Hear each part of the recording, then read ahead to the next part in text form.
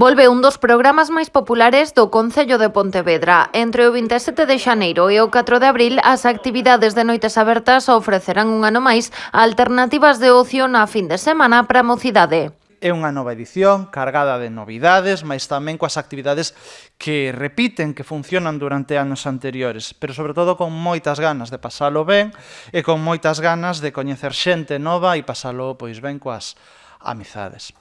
Nesta 24ª edición, Noites Abertas recupera por completo a normalidade tras a pandemia. As actividades desenvolveránse durante 8 fins de semana, os venres e os sábados, entre as 7 da tarde e as 12:30 da noite. Falamos de actividades físico-deportivas, de cociña, creativas, de expresión artística, temos xogos, temos videoxogos, temos danza, medioambientais, temos actividades de memoria, temos moitos tipos de actividades diversas, como é a propia mocidade, diversa en sí. Serán unhas 70 actividades diferentes, entre elas hai varias que repiten como a cestaría ou o baile tradicional, pero tamén hai novidades, como unha proposta relacionada cos videoxogos, outra de pintado de miniaturas ou unha ruta lila pola Pontevedra represaliada.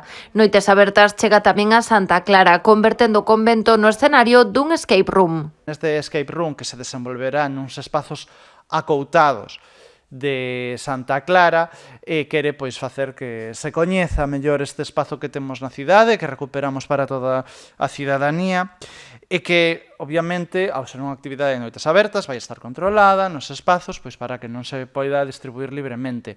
As actividades están dirixidas aos pontevedreses de entre 12 e 30 anos. Son completamente gratuitas e na súa maioría sen inscrición previa.